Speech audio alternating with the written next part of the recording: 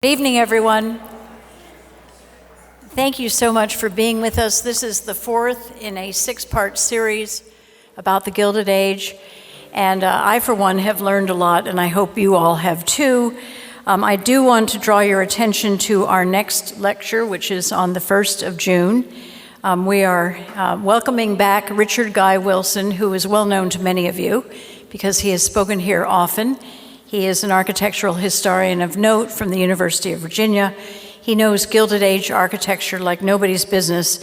He's a fascinating speaker, and he is going to, it was such a wild time, the Gilded Age for architecture, because big mansions like this were being built and skyscrapers were being introduced into cities. So he'll talk about that along with residential building of the period, and I think you're going to enjoy it. So sign up if you want. You can do that on our website, newportmansions.org. And if you are not yet a member, consider being one, because that is the way we continue to do our preservation work and host events like these tonight. Tonight, it is my great pleasure to introduce Pulitzer Prize-winning biographer T.J. Stiles, whose lecture is entitled Age of the Machine: The Fight to Reinvent Democracy in the Gilded Age. And I want to tell you that TJ arrived here from San Francisco, California at about 2 o'clock in the morning. So he says he's not jet lagged, but I don't believe him. We have a lot of sympathy for you, okay? But we thank you very much for making the effort to travel across the country to be here, and we appreciate that. He is a 2016 Pulitzer Prize winner for history for his book, Custer's Trials: A Life on the Frontier of a New America.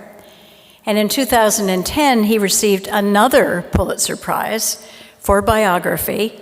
And in 2009, the National Book Award for the First Tycoon, the epic life of Cornelius Vanderbilt.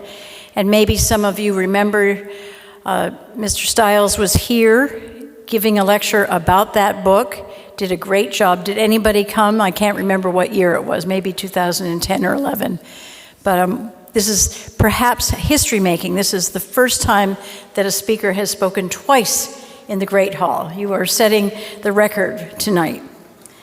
The First Tycoon will be available after his lecture. He can sign it during the reception, and so I hope you'll take advantage of learning everything you could possibly want to know about Cornelius Vanderbilt.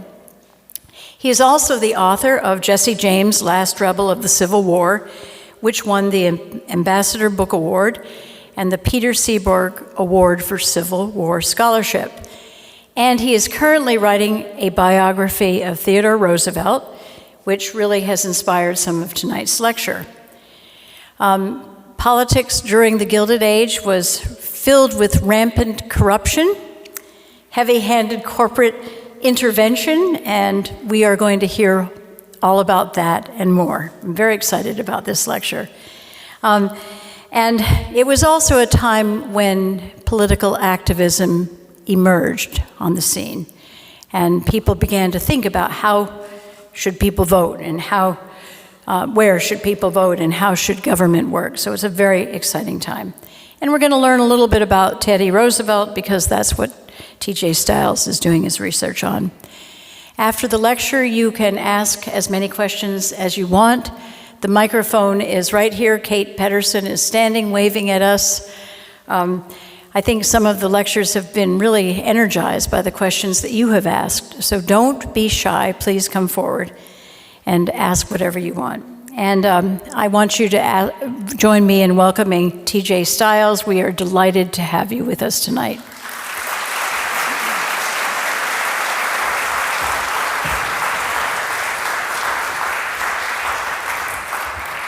Thank you all for coming, and those of you who are watching via Zoom.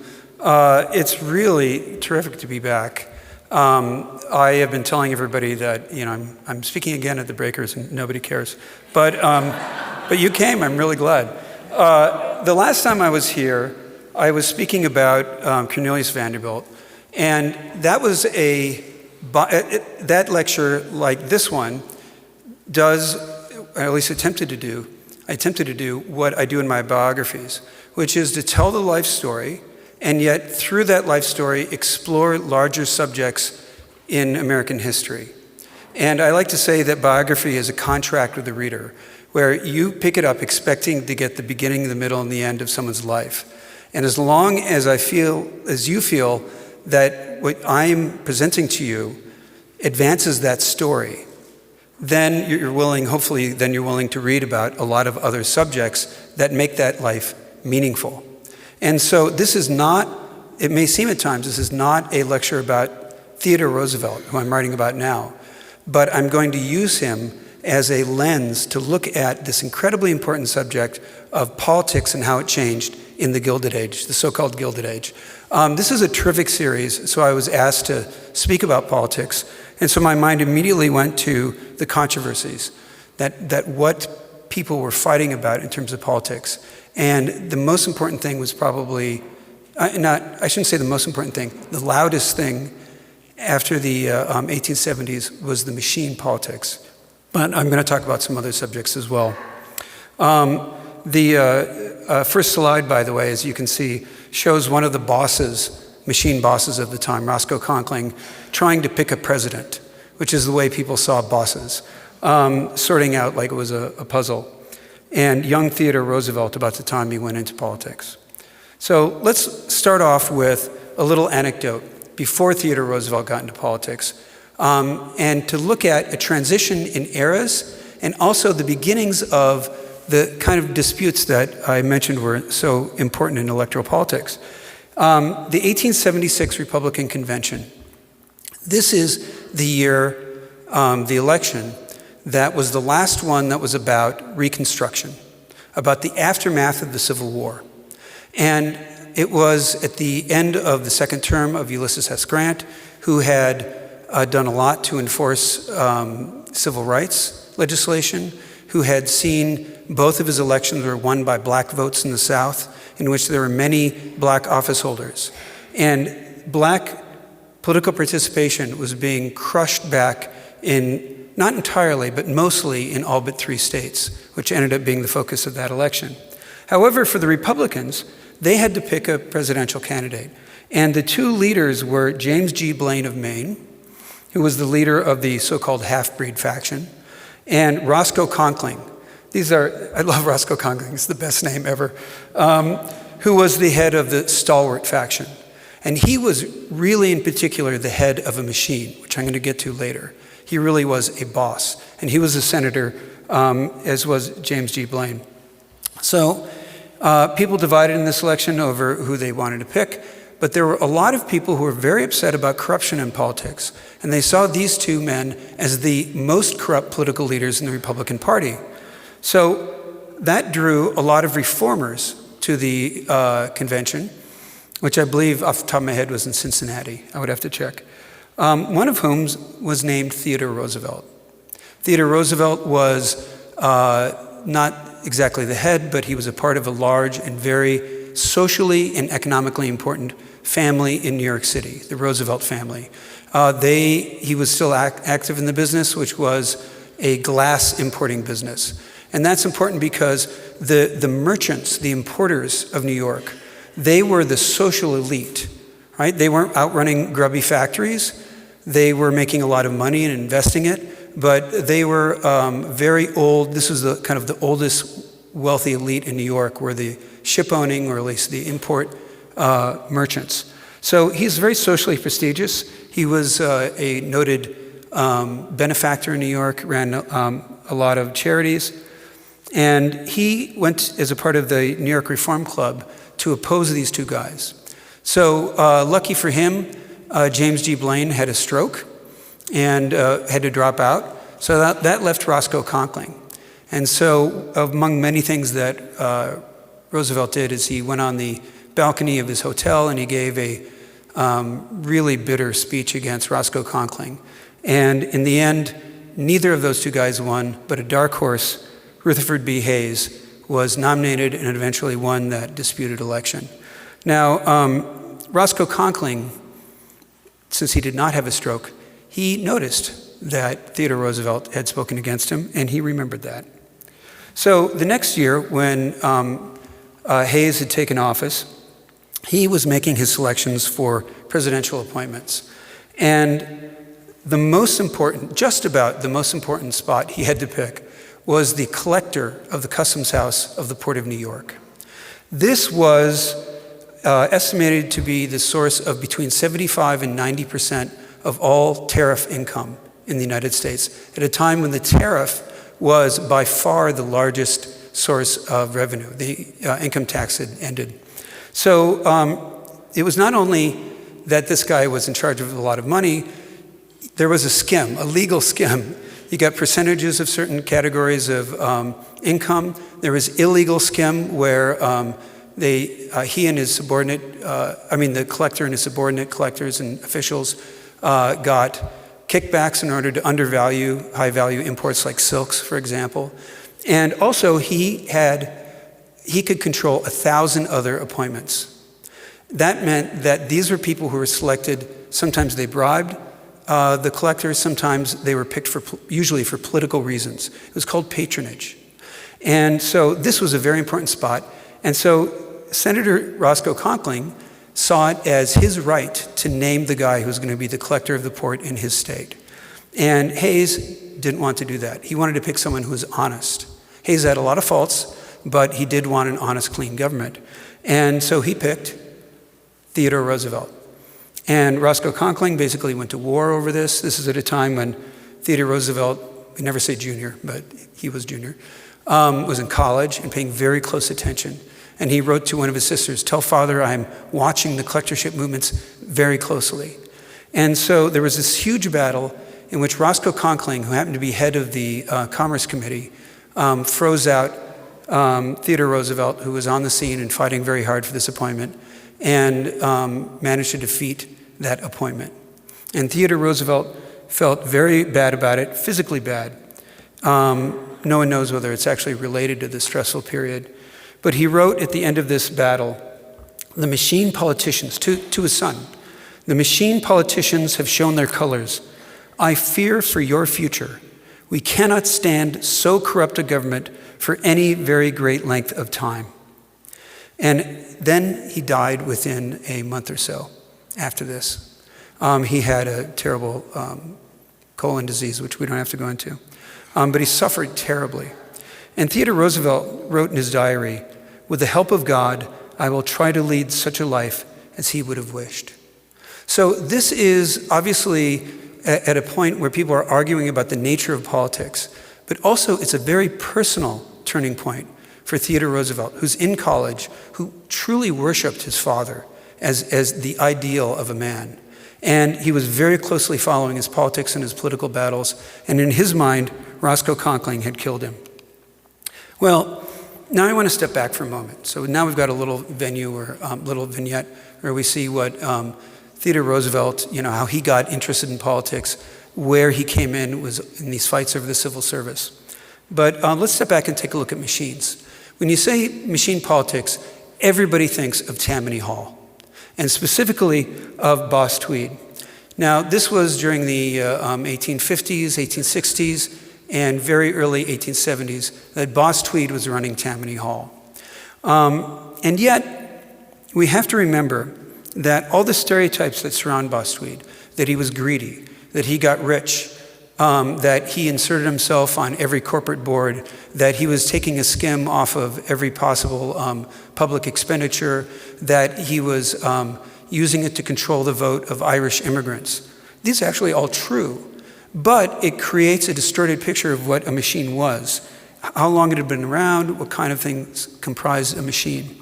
Now, first of all, machines went back to early in the Republic. And what is a machine? It's basically a way of organizing a political faction. So machine is not equal to party. It's equal to an organization within a party, which in Tammany's case usually led the Democratic Party of New York City, but not always. It wasn't always immigrant-based.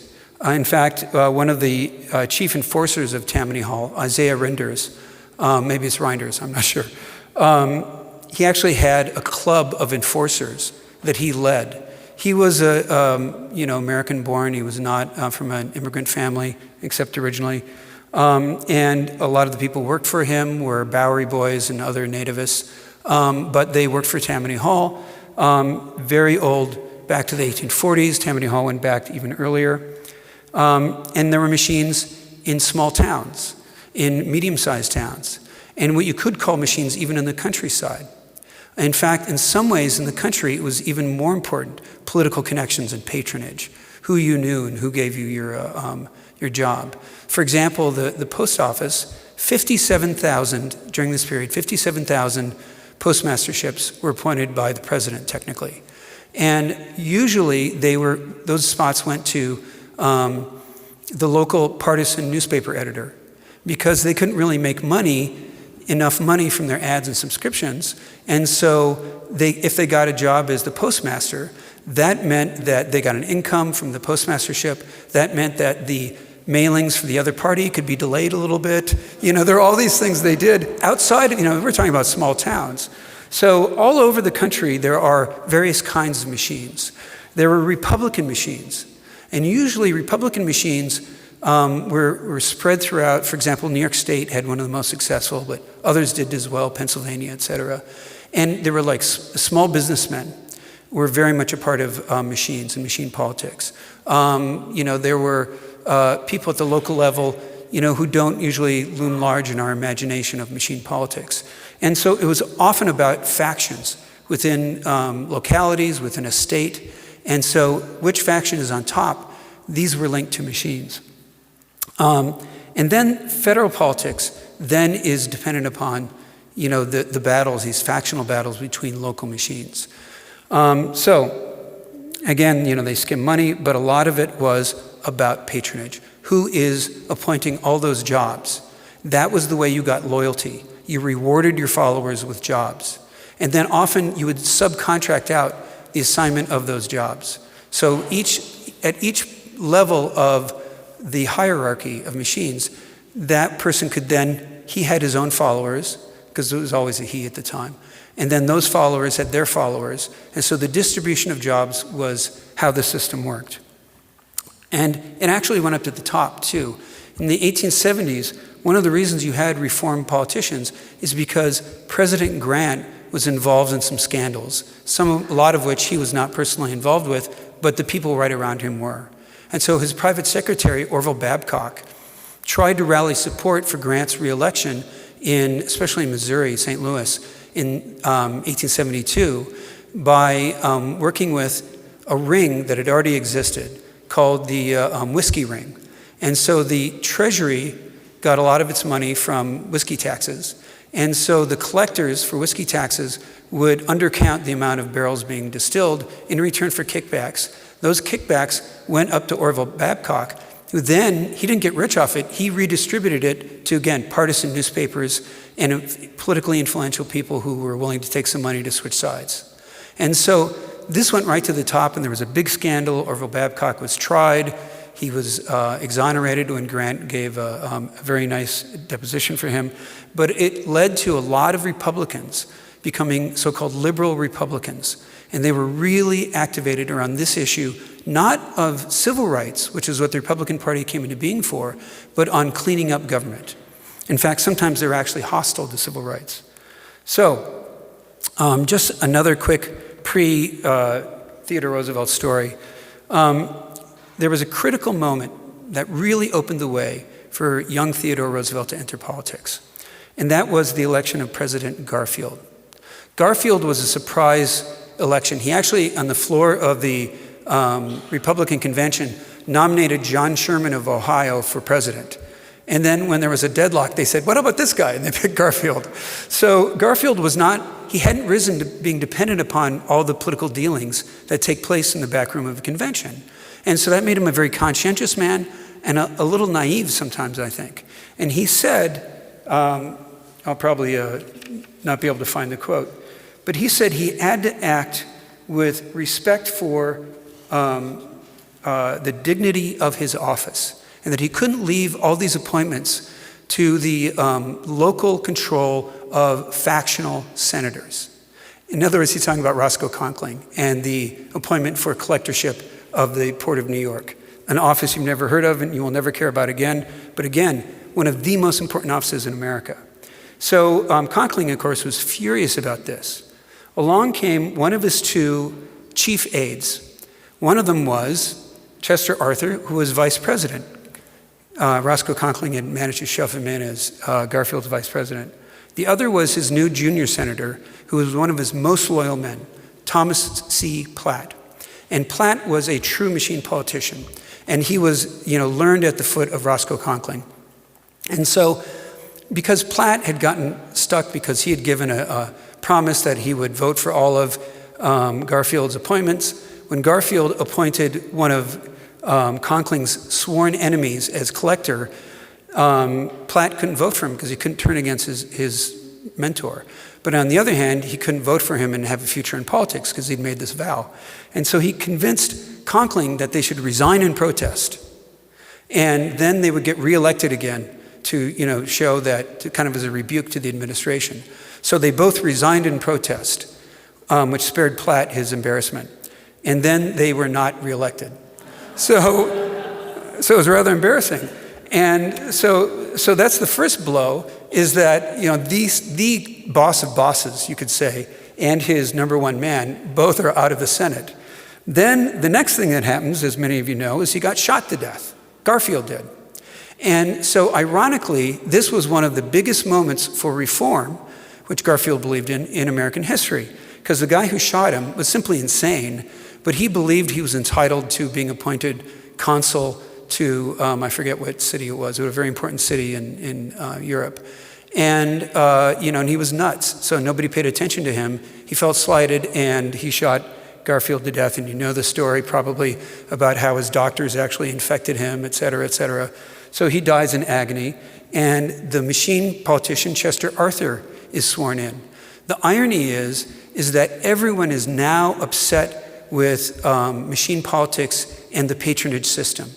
And so this very important law gets passed called the Pendleton Act. And the Pendleton Act starts to reverse patronage politics. And it says 10% of all of those civil servants who are appointed by the president now will have to take a test. They can't be fired for political reasons.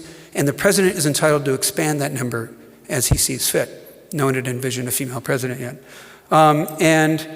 The other thing is that one of the ways parties funded themselves, the most important way, was that if you got appointed to office, then you had to kick back a percentage of your salary. And this was made illegal by the Pendleton Act, with some interesting results.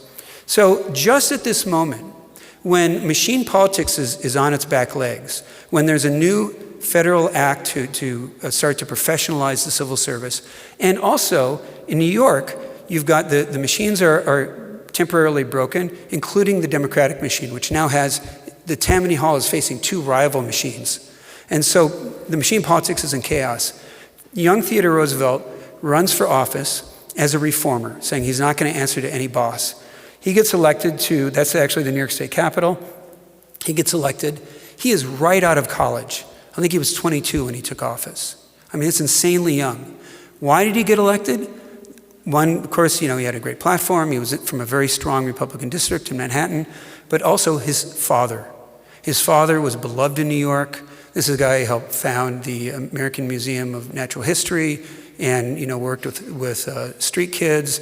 And he had been this big reform politician who then was driven out of, he was defeated and then died. He was a hero to reformers. And his son was elected in large part on his name. And so he goes in, he demands an impeachment of a judge who he thinks has been helping out Jay Gould when Jay Gould was monopolizing the New York transit system, the elevated railroad. Oh, that's a very interesting story because the reason he thought Gould was being corrupt is not just that he controlled everything, but he thought his system of financing the railroad was illegal, and it's very archaic and dry and boring, and yet it shows that his thinking about corporations was actually very out of date from the perspective we take now. And so he isn't just simply a great reformer, he's got a mix of old views and new ones, which works itself out in very interesting ways in his life. So his career in the legislature, which makes him famous nationwide, is cut short. Well, it's not cut short. In February 14th, 1884, he famously had a day when both his mother and his wife died on the same day, just after his wife had given birth to their daughter, Alice.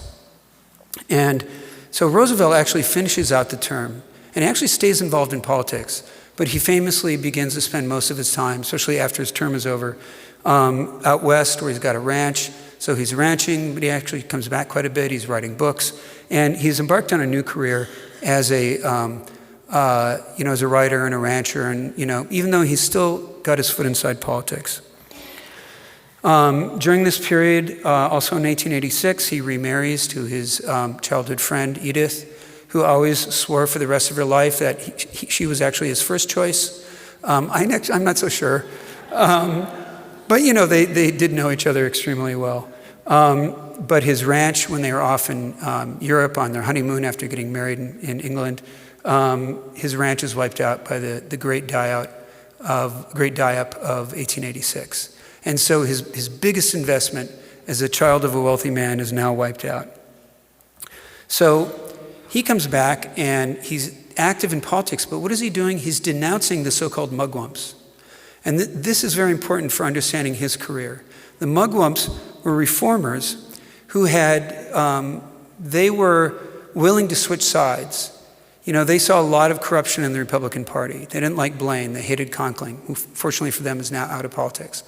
And they were willing to switch and vote for the Democrats. And they voted actually for Grover Cleveland, governor of New York, and were very instrumental in getting him elected.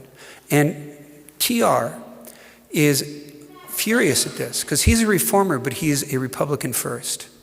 And that's the key to these early years, which is what I'm talking about, before the presidency, when he's a reformer who will denounce his own party, but he's not going to actually go against his party in the end. And so this is a magazine, Puck,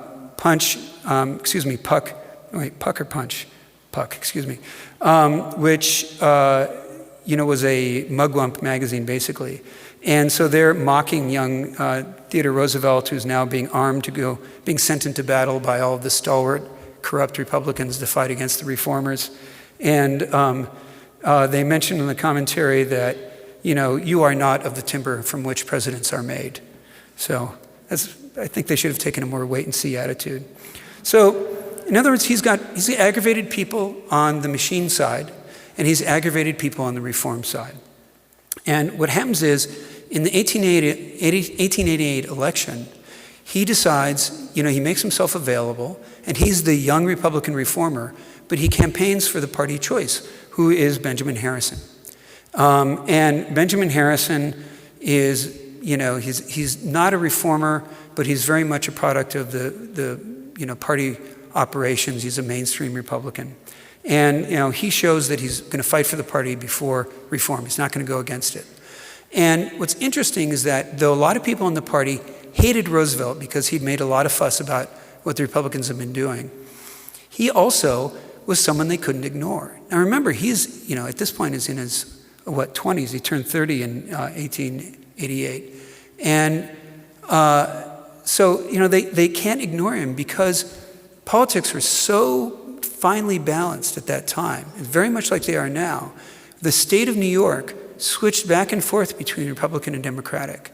And that, just a small faction of reformers, if they were to switch their votes to the Democratic like they did for Cleveland, they could switch the election. And so they've got reformers who they want to sway back into the party. And so when the election's over, and again, they're beginning to appoint people, ironically, factional politics plays a role in Theodore Roosevelt getting a federal appointment. And so it's exactly because he's a reformer that he gets picked. But he gets picked for a job where they think he can't do much damage, which is the U.S. Civil Service Commission. This is the new commission which is in charge of overseeing this new merit system of politics. So it has no power of enforcement. It can only hold hearings and publish reports. It's ideal for a loudmouth like Roosevelt. So what happens is he comes into office, the reformers are very excited, and he begins to hold hearings to kind of show up the problems of the old patronage system.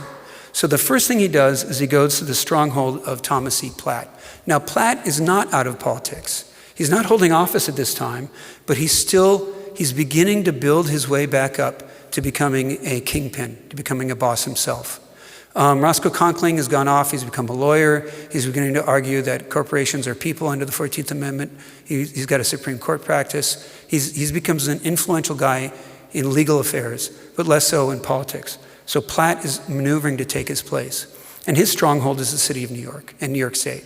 So Roosevelt, the first thing he does as one of 3 civil service commissioners is go to New York, go to the Custom House, and hold a hearing about how people got jobs in the Customs House. And so, for example, they had a public hearing where they hauled in one of the people who had a lower level job as an auditor, financial auditor in the Customs House. And they found out, they got him to testify that if you were connected, you got your job by going to the right office when they were having, testing day. And, you had to give the password. It was Terry. They'd let you in, and then you'd tell them who sent you, and then you got your job. And then they asked the guy, they found out that he was illiterate. They asked the financial auditor if he could tell the difference between a plus sign and an equal sign. Please, sir, please stop punishing me. And he was actually whining on the stage because he couldn't. And he didn't even know his date of birth. He said, well, his mother never really told him, and his friends gave him a couple of different dates. So it was a great display of this crazy incompetence that came in under the patronage system. Won headlines. It was fantastic. However, these are all people who were appointed under the previous Democratic administration and hadn't been replaced yet. And so he goes to Platt's headquarters, and he has this great embarrassing hearing on how awful the patronage system is, which Platt loves. But they're all Democrats who are shown up. So Platt can't come out and denounce what he's doing because that would be defending the Democrats. And so he really worked him into a corner. And he showed this kind of skill. Then he went to the post office, which Platt's man ran, and they kept all the hearings private. So he starts off very carefully. It shows the kind of skill that very young Theodore Roosevelt has, where he's working against these guys in his party, but he's not making them too angry. Not yet. Another guy who he starts to fight with was John Wanamaker. Oh, by the way, I should go back to one thing about Platt. Platt actually declared war on Roosevelt almost from the beginning. He published an article in a newspaper edited by the president's son. And he denounced the new merit system for hiring. And he said, anything that gets people interested in politics, even if it's just the chance of getting a job and getting some money, anything that makes people interested in politics is important. And he said, average people should have a chance to have a job.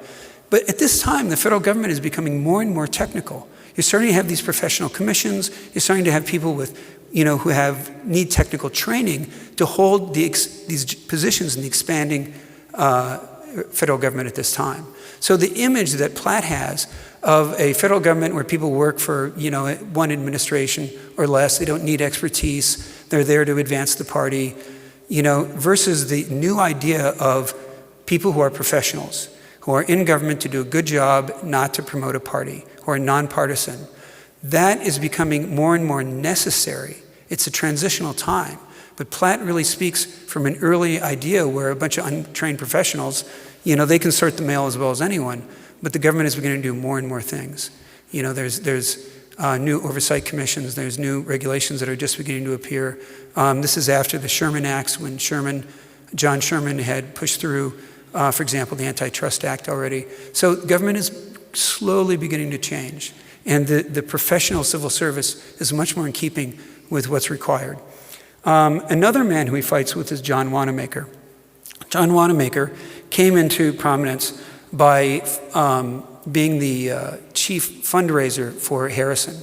And you can remember that by Harrison's election, you could no longer raise money from office holders. So who fills that gap? Corporations. And so he helped organize a series of industry associations to donate to the party. And he raises hundreds and hundreds of thousands of dollars to replace that lost money from office holders. And ironic, the reformers weren't thinking about that when they ruled against assessments on office holders. But he gets into office as the postmaster. Again, 57,000 jobs out of a total federal workforce of around 140,000. And it is massive, and it's in every town, and it's where the federal government touches people's lives most. Now, the irony is that Wanamaker, as a businessman, was trying to reform the post office. But he was even more realistic than TR was, and that he realized he had to work with congressmen. Again, patronage worked where the president didn't just appoint who he wanted. That's why presidents were often pro-reform. They had to get along with Congress, they had to let the local Congress people pick the people they wanted for all the jobs in their districts or in their states. And so Wanamaker had to deal with these congressmen. So Roosevelt, next they go out west, and then he really cranks up the heat. They go to Indianapolis, which is basically the hometown of the president.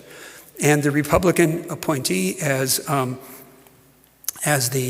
civil service, of the post office, the postmaster general in Indianapolis, he's appointed some questionable characters, like a guy who ran a gambling house and went to prison for a while, and he gets him on the stand and he's sputtering, and it's an embarrassment for the president.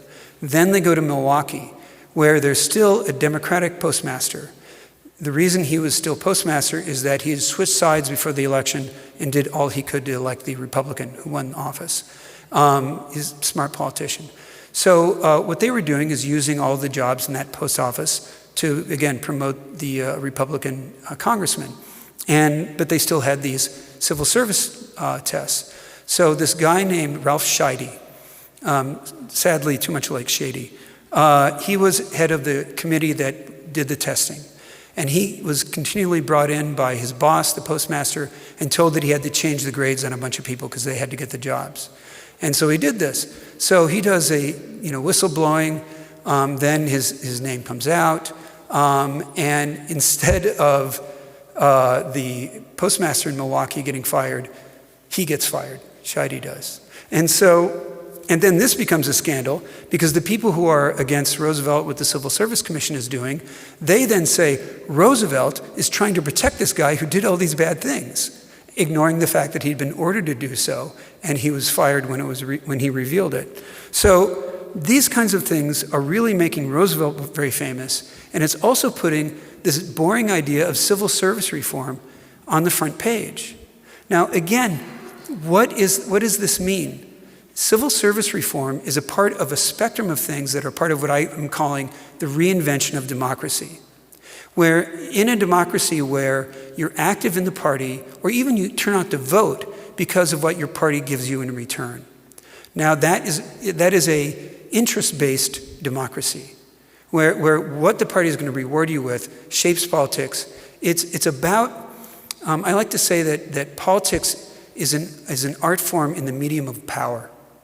And so there's two aspects of that. One is getting and accumulating and keeping power. Another is using power to do things, what we call policy. And in 1877, when the federal government really steps back from enforcing civil rights, one of the biggest federal interventions in American life, and it begins to step back, and where black people haven't been stopped from voting entirely, there's still black congressmen being elected. Jim Crow hasn't come in yet, but violent suppression is reigning in most of the South. And so the fight over federal power is between a solid South and between a North that has many more voters, but there's a very narrow balance. And so politics becomes very much about maintaining power. And machine politics really comes to the fore because power is so narrowly balanced between the two parties. And anything you can do to get people to vote for you comes to the fore. And the idealism of the 1850s and 60s is no longer widely shared. And so when you start to say, no, let's have people who actually are professionals, who are nonpartisan, who can do their jobs, then what do you vote for? You've got to vote for what you believe in. I mean, partisan identity matters. Maybe history does. It's right after the Civil War. The famous waving the bloody shirt is a part of politics. But it's a beginning of a change where people begin to vote for what they believe in, what they want done. And at the time, politics was pretty static. The Republican Party had three main pillars. They wanted a high tariff that was becoming more and more important to protect American industry. They wanted the gold standard because that did a few things, like it kept inflation from taking off. It also eased American integration with European financial markets. And also, just to the conservative at the time financial mind, it just was honest money, as opposed to greenbacks and, minting silver at will. So there was a fight over gold.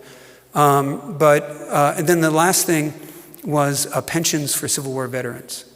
And as at least one historian has pointed out, this is actually, all of these policies tend to shift wealth from the South to the North.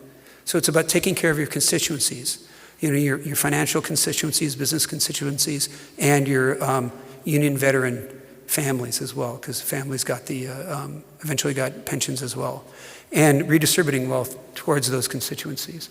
Now, I don't want to go on forever, so let me start to move along. So when TR stayed in office when Cleveland came back, remember, non-consecutive terms, and the Civil Service Commission had to have at least one person from the opposing party. And so, he'd been going after the Republicans so hard. Cleveland, who he knew, thought he'd be a good one to keep on. But what happened is that now he begins to focus on the things that the Democrats were doing to violate the law. And that number one was Cleveland appointed a lot of Southerners to federal positions. And Roosevelt published a big report on how civil service, what they called classified positions that have been going to black office holders, especially black women in one department. Many of them graduates of they weren't historically black, they were at the time the new black colleges and universities, like Howard and other universities and colleges. They were getting jobs in the federal government. And in the Treasury Department, there were a large number of positions that were held by these people. They got them on merit tests. They had done well. They deserved the jobs under any description except for politics. And so even though it was illegal to fire them for political reasons, they were sacked in large numbers by not just Democratic, but white Southern Democratic office holders. And TR was someone who had worked with black politicians, who believed in the political equality of white and black people, had written about it in interesting ways. It wasn't his passion. And it was something that he viewed from more of a distance. And he sort of saw the political system in the South as something he wasn't going to overturn. So he was more racially progressive than a lot of his contemporaries, but he wasn't a crusader. But when he's on the job as Civil Service Commissioner and he comes across this mass unrest, he was outraged by it. And he wrote a massive report at the time. So eventually what happens is he then moves from the federal level down to the city level. And he deals with two machines which really kind of show us in the most interesting way what machine politics was like and how difficult it was to fight against it. So in 1894, the Republicans pulled off a surprise victory in the city of New York, which at the time was Manhattan and the Bronx. And they won because of the scandals that Tammany Hall had pulled off, because they had been running the city with an iron fist. And they had outraged other Democrats as well, because remember, now there are these other Democratic, not machines really, but organizations, the County Democracy and Irving Hall. And so Mayor Strong comes in. He's a reformer and been elected by all these nonpartisan reformers, and he's looking to appoint new police commissioners. Well, there's a couple problems he faces. One is that good old Tom Platt, he's not on the next screen, that's what I thought he was. That's okay, we'll leave these guys up. He had actually arranged with Tammany Hall, which was under investigation by the Republican-controlled legislature, to split up the four-member police board so that it would be 2 and 2, 2 Democrats and 2 Republicans. Now, why is that? Because Tom Platt never thought a Republican would ever win as mayor. And so he thought, if I can get 2 instead of 1 Republican on the police commission, I'll get half of the political jobs that you can get through the police commission. And that'll be better than having the Democrats run the tables on us. Excuse me. And so he gets 2 guys, 2 machine politicians. Strong gets in, excuse me, and he appoints all reformers except for 1 Republican. Well, one of the outgoing Republican commissioners came in to see Strong, and he said, You know, there are 19,000 political appointments in New York City. If you play your cards right, we can run the city like Tammany Hall did. Well, Strong had just been elected on the anti-Tammany platform, and he basically threw the guy out of his office. So Platt now realizes he's not going to play ball.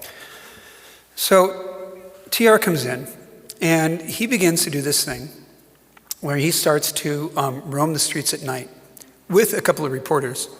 And he makes headlines. You know, here's the crusading police commissioner who is out there roaming the streets at night, checking up on police. Now, he has left the impression that he was out policing himself, that he was the top cop in New York. And that's actually not true. His agenda when he came in was political reform in the city. And the police department was the number one tool for Tammany maintaining its power. And he knew this.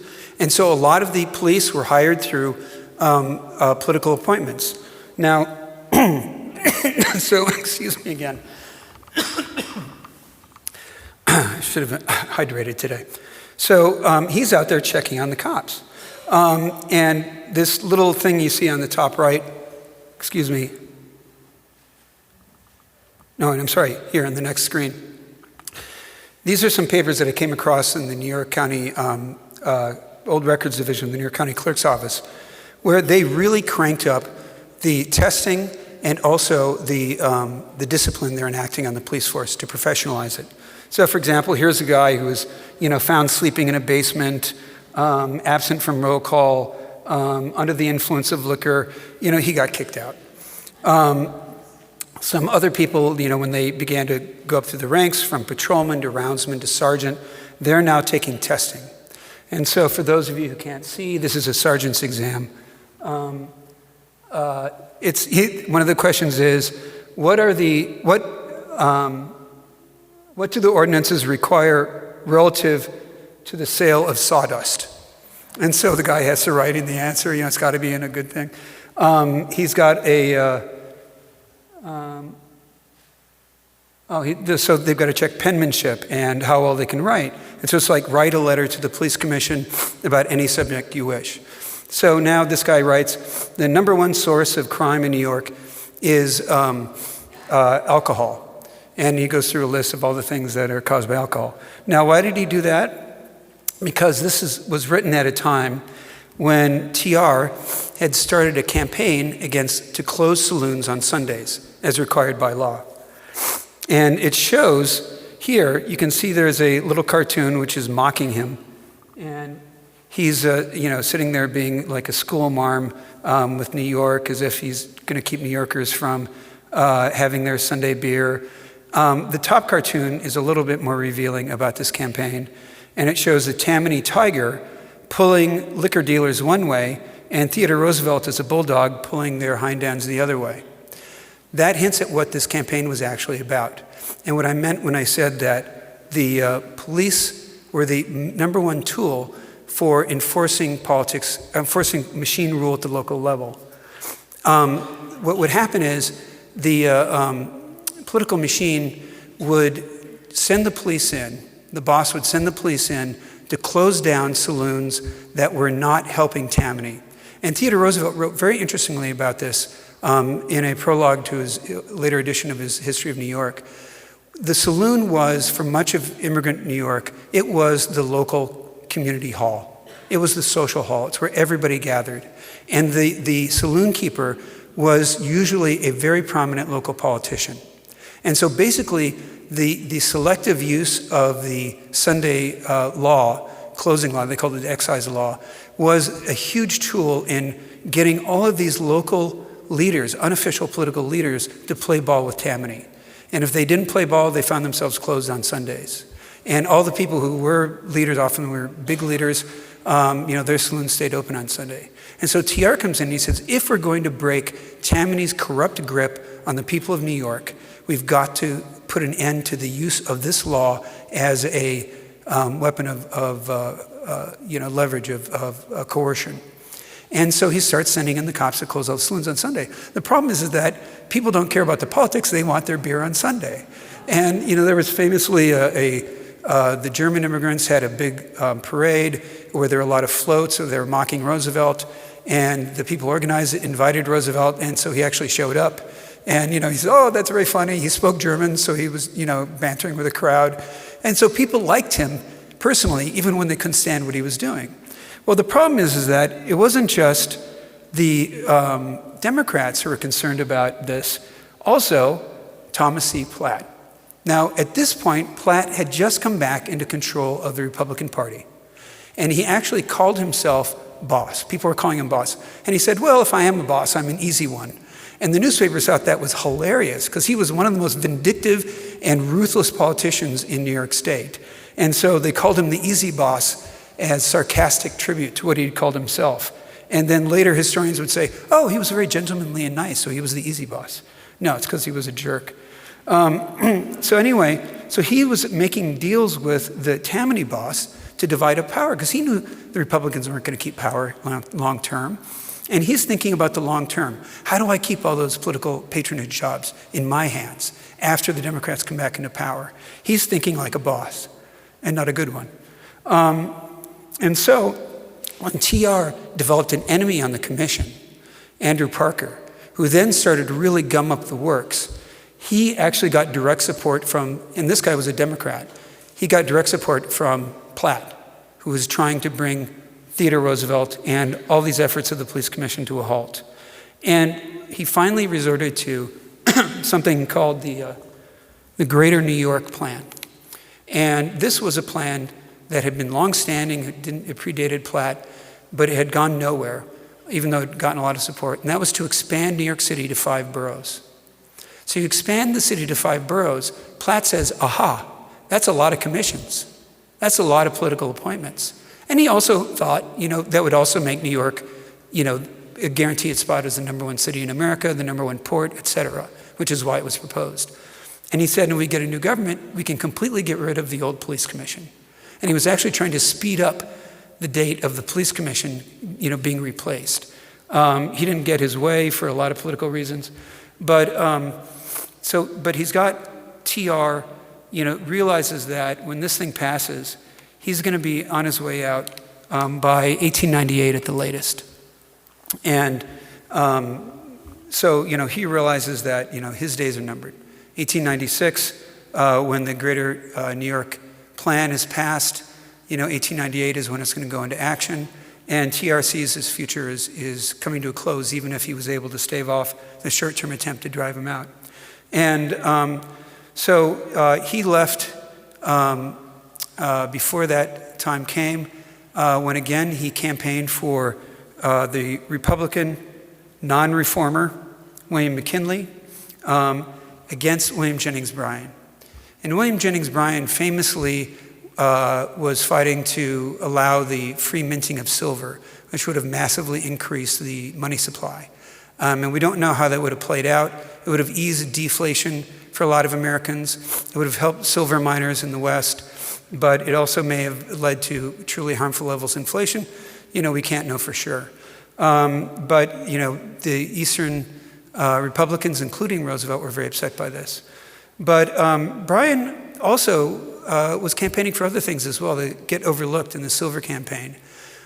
He argued, including in his famous Cross of Gold speech, that the Democratic Party should be about not helping the wealthy, like he said the Republicans were, but doing things to help people at the bottom of society, which would then help everyone else. And this is a debate we're having today. And again, it's a debate about policy. What should government do? Not who should it reward, not which constituencies should we take care of, even though that played a role in his campaign as well. Bryan was a Westerner. He loved farmers. He was not so big on cities. When he came to New York, he visited Coney Island, and all the runners for the Coochie Coochie shows and hot dog sellers ran down to the dock, and he waved and left on the first ship back, and he didn't even set foot. He didn't like New York. But he had his constituencies. But he also promoted this new idea of equality. regional equality, of social equality. It wasn't new, but it was an idea that he pushed, and the idea of policy was something that he really drove. Now, the Republicans had policies too, but TR, who campaigned against Bryan and was rewarded for it with the Assistant Secretary of the Navy appointment, which led, to his future in politics and is eventually becoming president, he actually absorbed a lot of that. And Roosevelt, the progressive, in some ways owes a lot to the progressives, the populists who predated him, and William Jennings Bryan, who didn't go away. The guy kept trying again and again to become president. But this is a major turning point in American history and the nature of American politics. It's not like machines went away. It's not like everybody became idealistic and earnest. The problems of segregation, of racial oppression in America only grew worse. At the same, just before, for example, Cleveland started to drive black civil servants out of the government, Harrison had turned away a delegation of ministers, black Baptist ministers from Virginia, who wanted him to do something about lynching. And he said, I really can't do anything about that. And so, there are a lot of things going on in American politics, a lot of bad things. And yet, this is a major change in the way we think about politics, the way that the reason people go out to vote, that what we expect of our government. And that begins to change during this period.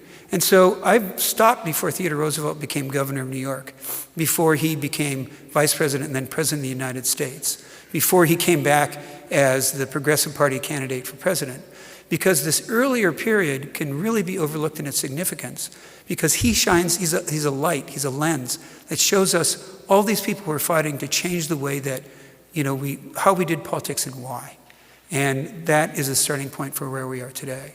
And I'll even add as just a last note before I take questions.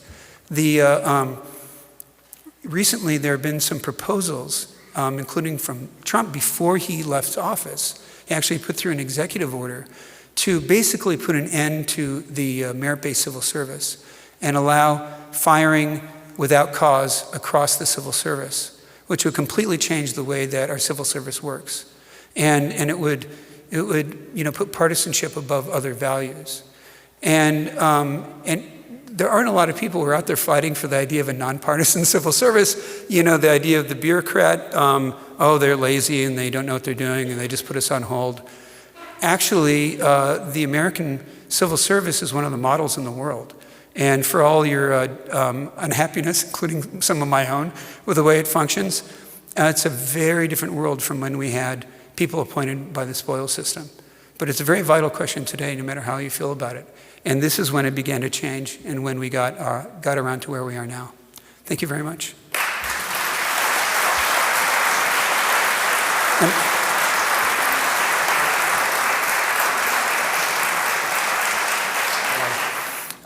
Would anyone like to ask any questions? Yeah, sure. Go ahead, use the microphone. Oh, no, I can repeat the question. That's okay. Yeah.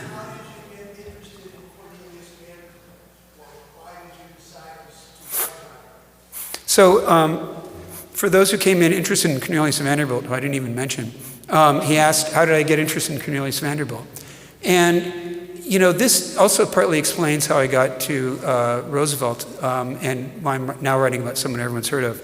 I was very interested in people who had dramatic lives, and I still am, people who have put themselves in danger and had a personal impact, but that really illuminate a major aspect of how we got to modern America. So it may not seem like it with my first book, Jesse James, but he was a Confederate guerrilla who kept pushing the Confederate cause. So he really illuminates how the Civil War worked at a grassroots level and had all these lasting effects that made people bitter in ways we still feel. Then I thought, okay, so he was a train robber, but he didn't actually rob railroads. Long story. Buy the book, it's a good read.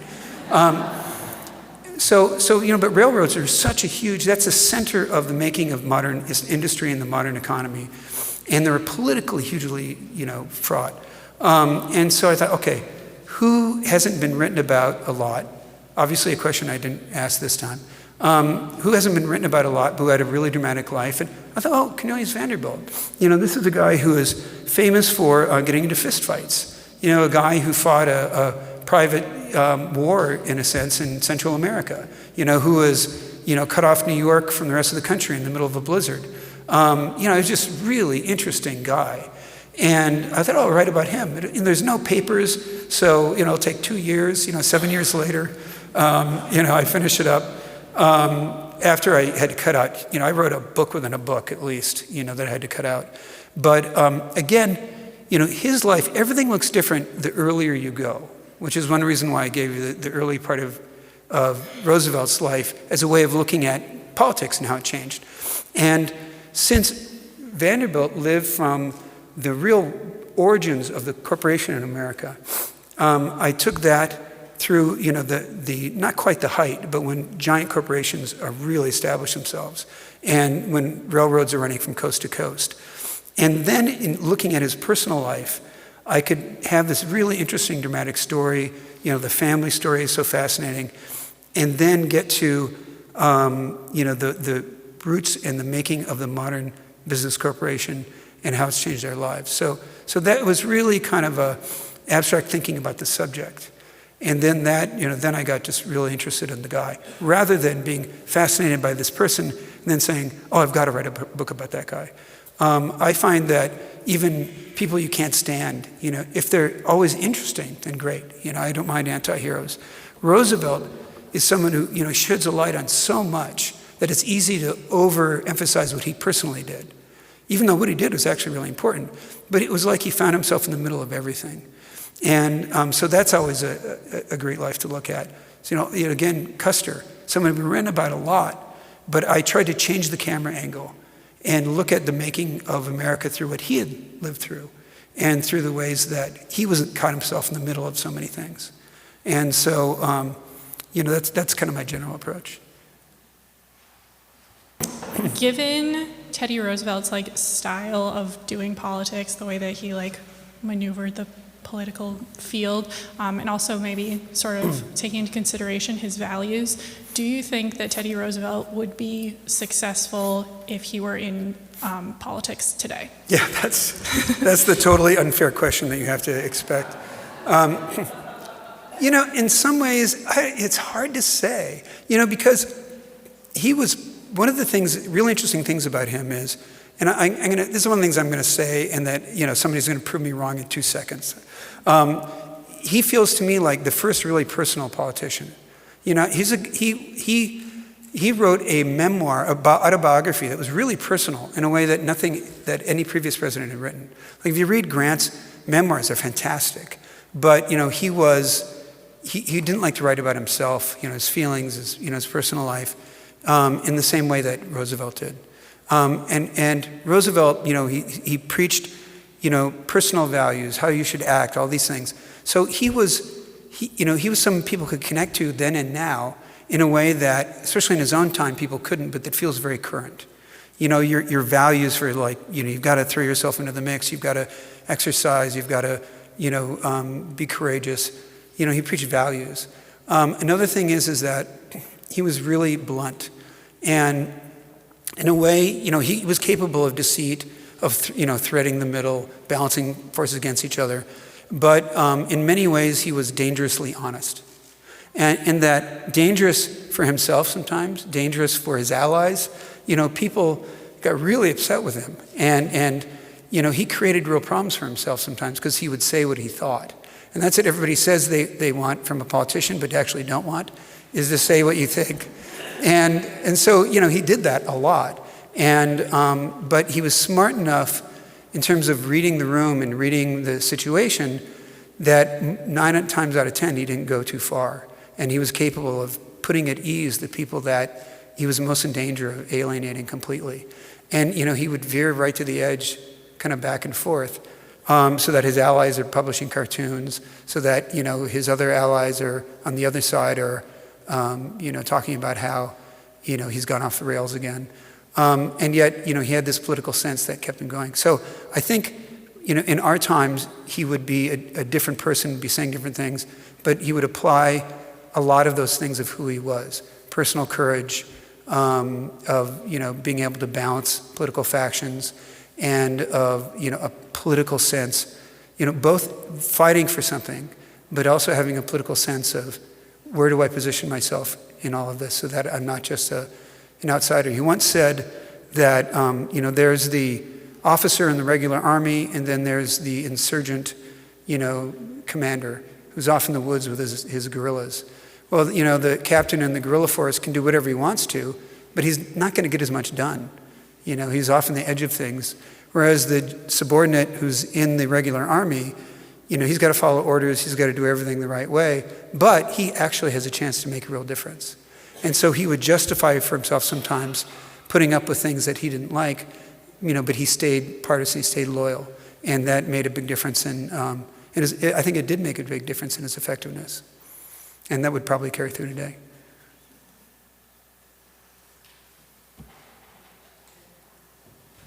So this is about the first tycoon.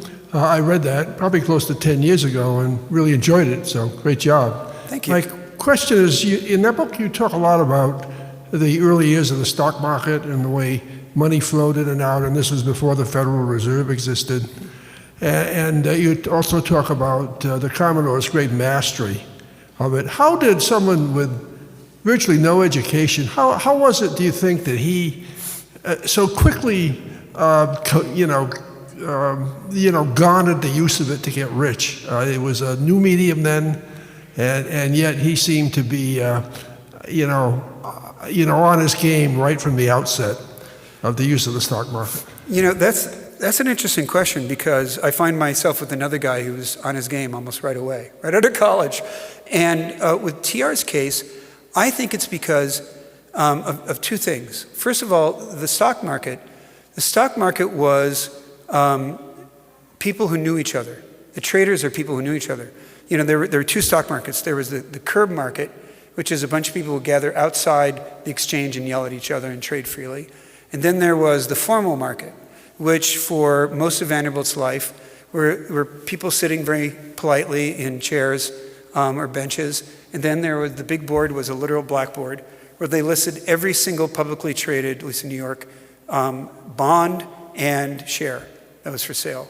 And they would go through them one at a time, and they would say, okay, any bids or offers for,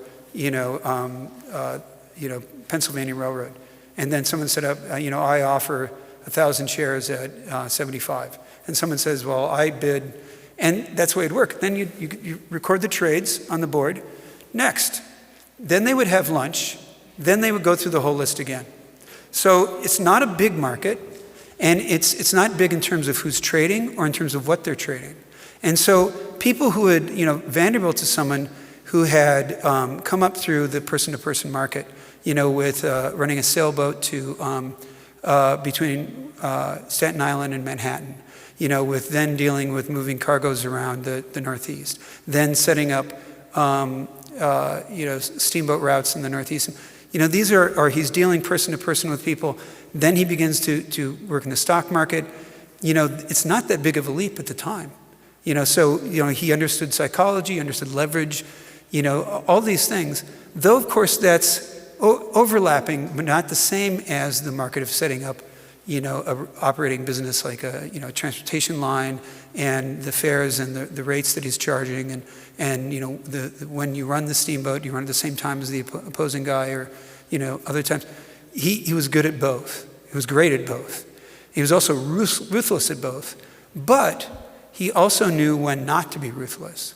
So one of the interesting things about Vanderbilt, it was so tough, is that when he made a deal and there was a dispute, he would say, let's put it to arbitration. Each side picks one person, then those two people pick the third person.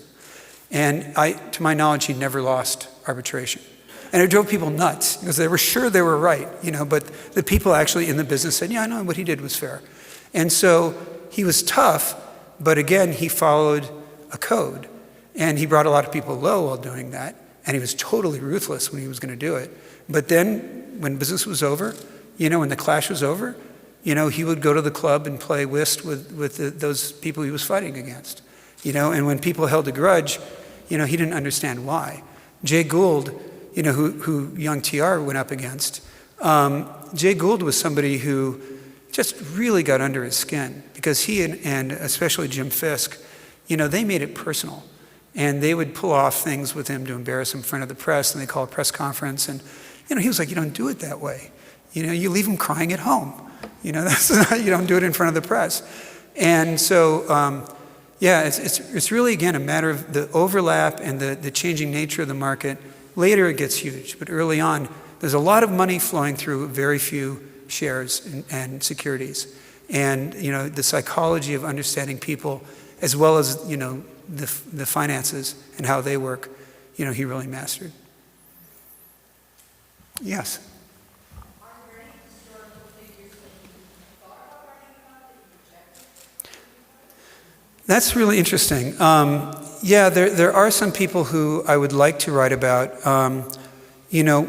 Actually, two of them are, and who knows, maybe I'll come back to one of them. Two of them are Adelbert Ames, who, if you've been up to Massachusetts, you may have heard of, because borderland is, what? Oh, yeah, no, actually, no, he's not from the shovel, though that will come in a second. Adelbert Ames was actually originally from Maine, and he went to West Point. His father was a sea captain. He went to West Point, graduated a class ahead of Custer. Custer was last in his class, Ames was fourth in his class. Ames went off, to fight in the Civil War. He eventually was given the Medal of Honor for first Bull Run. He then rose and became one of the boy generals in the Civil War, fought heroically and very well. And then after the Civil War, he was assigned as provisional governor of the state of Mississippi under Reconstruction, which was a black majority state and where the oppression was particularly cruel. And he appointed as acting governor, provisional governor, the first black office holders in Mississippi. And he then, when they eventually, home rule was restored in 1867, they had their own constitution, and the Republican Party asked him to run for office, with them. So he resigned from the Army. He was elected by the legislature as U.S. Senator, really fought for civil rights legislation, came back, became governor. He led a biracial government and administration, and was really heroic in doing so. And then eventually was driven out by the white supremacist insurrection of 1875, in which there were scores of people were killed. There were pot shots taken at the governor's mansion, and he was driven out of office. He moved temporarily with his family to Northfield, Minnesota, where Jesse James robbed him. And he actually stood on the street, and took part in the gunfight. And then he, was very active in business, did very well, went back into the Army and fought in Cuba alongside Theodore Roosevelt, went into retirement and went to Florida and moved across the street from John D. Rockefeller. And he was Rockefeller's only friend. Yeah, says a lot about him. Anyway, so his daughter, Blanche Ames, married an Ames from the Oaks Ames shovel manufacturing fortune. And she was a real powerhouse. She was a suffragist. She founded the Contraceptive Rights League in Massachusetts. She was a famous illustrator. She illustrated her husband's ornithological books. And so you couldn't ignore her in Massachusetts politics. Well, when this upstart senator turned president published a book called Profiles in Courage that maligned Adelbert Ames, she was furious, and she started writing letters. So one night in the, she's like another person I'd love to write about. So one night, George Plimpton, her grandson, was being taken on a tour of the White House after a fancy dinner by John D. Rockefeller, by JFK, excuse me. And so, he points out some artwork, everyone looks at it, and he goes, as Plimpton said, George, come here, I need to talk to you about your grandmother. I'm sorry, Mr. President, my grandmother? And so he goes, he told him about the letters, and he said, you've got to get her to stop there. He goes, I'll never forget the phrase, they're interfering with state business. So she turned around and wrote still the only biography of Adelbert Ames, which is very much a daughter's, biography. But, there was stuff in there I didn't know that I found out. And so, Ames is great because I like to bring him in as a kind of background character. He was a big part of my book on Jesse James, but because he illustrated what James was against and was robbed by him. But he's somebody I can bring into the background in every single book. So he's showing up in Cuba now with the TR book. And he was just a great guy. And when I write about a lot of bastards, it's nice to have somebody who's just totally a hero. And unfortunately, he hasn't been the main character yet. But again, the problem is, before you can write about somebody who nobody's ever heard of, you can do it, but it's best if you're not trying to make a living at it, because the problem is that the shingle that you hang out for a book is if it's a biography, it's who the person is. And so if you want to write about other people, then you got to bring them into the door and then be true to that life. But then if you're giving them enough and doing it the right way, then you can bring in other people and other lives. So like my book on Custer is it's all about Custer.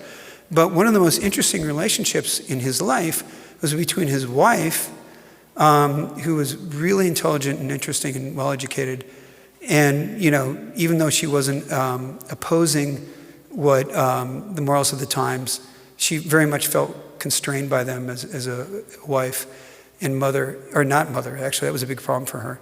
But one of her most important relationships was with this black woman who had freed herself during the Civil War, gone to work for Custer, and really built her own role for herself, and ended up making herself this major figure in first his brigade and then his division, and then also in the household.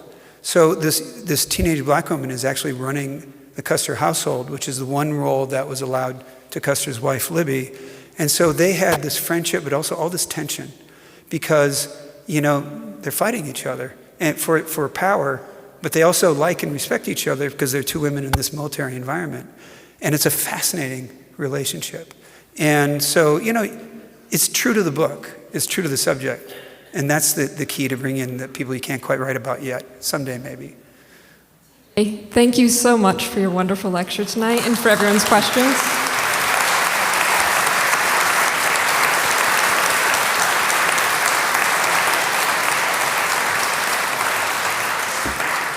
I would like to invite you all out to the terrace now, where TJ will be signing his book, The First Tycoon. Thank you, and I hope to see you on June